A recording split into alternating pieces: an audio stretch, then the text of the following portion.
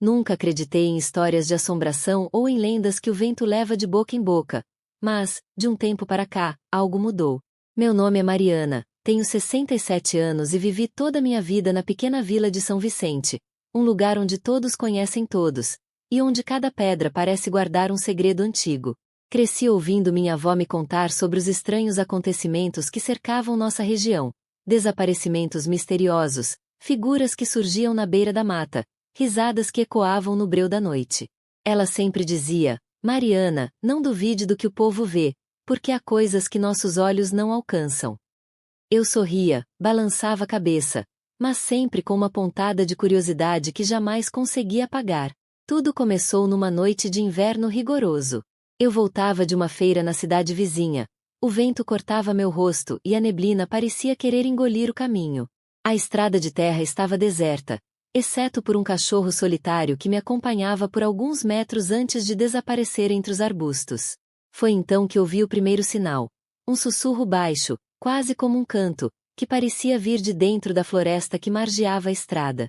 No início, pensei que fosse o vento.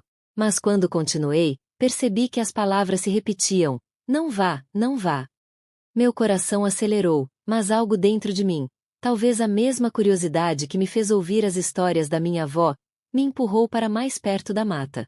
Foi aí que a vi pela primeira vez. Era uma figura feminina, vestida com roupas antigas, quase translúcidas, e com um véu que cobria parcialmente o rosto. Seus olhos brilhavam na escuridão, e mesmo sem dizer uma palavra clara, senti um pedido, ou talvez um aviso. Quase por reflexo, gritei: quem é você? Mas a resposta não veio em palavras, veio em lembranças.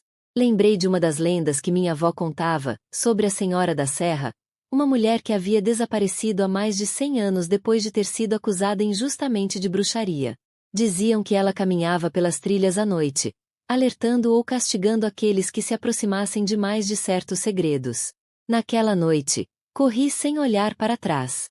Ao chegar em casa, travei todas as portas e janelas e me sentei em frente à lareira, tentando acalmar a respiração. Mas a imagem da mulher não me abandonava. Ela estava ali, no fundo da memória, como se quisesse me dizer algo que eu ainda não entendia. Nos dias seguintes, percebi que não tinha sido um caso isolado. Conversando com vizinhos mais velhos, descobri que muitos tinham experiências parecidas, cada um com sua própria versão da lenda. O senhor Antônio, por exemplo, falou sobre o homem do machado, uma figura que aparecia nas estradas desertas, alertando os viajantes para não se perderem na floresta. Dona Célia contou sobre as crianças de olhos negros, que brincavam perto do rio ao anoitecer, desaparecendo sem deixar vestígios. Cada história parecia absurda à primeira vista, mas havia detalhes que se repetiam, como se algo estivesse tentando nos comunicar algo através dessas lendas. Decidi, então, investigar. Peguei meu caderno antigo, aquele que minha avó me deu, e comecei a anotar cada relato, cada descrição, cada acontecimento estranho. Quanto mais eu escrevia, mais sentia uma conexão com aqueles que haviam vivido ali antes de mim. Era como se, através das histórias, eles continuassem vivos, sussurrando suas experiências para quem quisesse ouvir. Certa noite, uma semana após o meu encontro com a figura da Senhora da Serra, decidi voltar à estrada. Levei uma lanterna e meu caderno, determinada a compreender. A neblina estava ainda mais densa, e o silêncio, quase absoluto, me deixava em alerta. Senti novamente aquela presença, e então a vi. A mulher, mais nítida do que antes, caminhando lentamente, como se estivesse me esperando. Desta vez, não senti medo. Senti respeito. Sentei-me na beira da estrada e a observei. E, para minha surpresa, ouvi claramente: as histórias não são apenas para assustar. Elas são avisos, memórias, lições. Você precisa contá-las. Mariana. Não deixe que desapareçam com o tempo. Meu coração disparou. Era como se minha avó estivesse falando através dela, transmitindo uma responsabilidade que eu jamais poderia ignorar. Com cuidado, perguntei: o que devo fazer?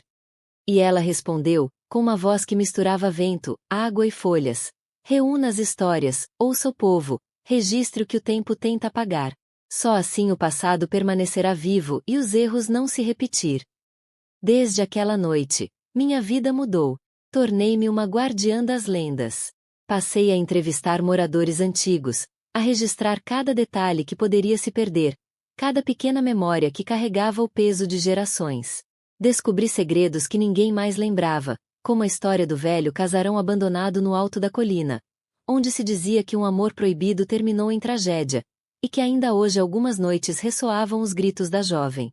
Ou as árvores perto do rio, que, segundo relatos, guardavam um rastro de crianças que haviam desaparecido, e que voltavam a aparecer para quem soubesse ouvir. O que me impressionou mais foi perceber que cada lenda tinha uma base de verdade, por mais fantástica que parecesse. O homem do machado existiu, sim, embora ninguém jamais tenha encontrado provas materiais. Ele era, na verdade, um guardião das trilhas perigosas. As crianças de olhos negros eram descendentes de um povo antigo, e suas brincadeiras noturnas eram sinais de alerta para proteger o rio de caçadores e invasores. A Senhora da Serra, que eu havia visto, não era um espírito vingativo, mas a memória viva de uma injustiça que precisava ser lembrada para que não se repetisse. Hoje, aos 67 anos, posso afirmar com convicção: as lendas que o povo conta não são apenas histórias para assustar. Elas são uma forma de preservar a memória, de ensinar valores e de manter viva a sabedoria de quem veio antes. Cada sussurro, cada passo na mata, cada olhar que parece atravessar o tempo, é uma mensagem que o passado nos envia. E foi pensando nisso que decidi compartilhar minha experiência. Quero que todos saibam que, quando ouvirem uma história antiga, não a descartem como simples superstição. Ouçam, registrem, investiguem. Porque, muitas vezes, o que parece fantasia esconde verdades que precisamos conhecer. Se você, que está lendo, já ouviu uma história que parecia improvável, uma lenda contada pelo seu avô, sua avó, ou alguém da sua cidade, não a ignore. Reflita, investigue, compartilhe. Talvez, assim como eu, você descubra que há mais do que olhos podem ver e ouvidos podem escutar. Que existe um mundo de memórias escondidas, esperando que alguém as traga à luz. E agora eu quero ouvir você. Se você tem uma história antiga, um relato misterioso, uma lenda que sempre foi passada de geração em geração na sua família ou na sua cidade, conte. Escreva, grave, compartilhe. Não deixe que o tempo apague essas vozes. Porque, assim como eu descobri, cada história tem seu valor. E cada memória tem o poder de nos conectar com aqueles que vieram antes, e quem sabe, nos ensinar algo que pode mudar nossas vidas. Não espere. Olhe ao redor, escute as conversas antigas, pergunte aos mais velhos. E quando encontrar algo que pareça apenas uma história, saiba que pode ser um segredo do passado, um aviso ou uma lição. As lendas que o povo conta estão esperando para serem ouvidas, e você pode ser o próximo a revelá-las.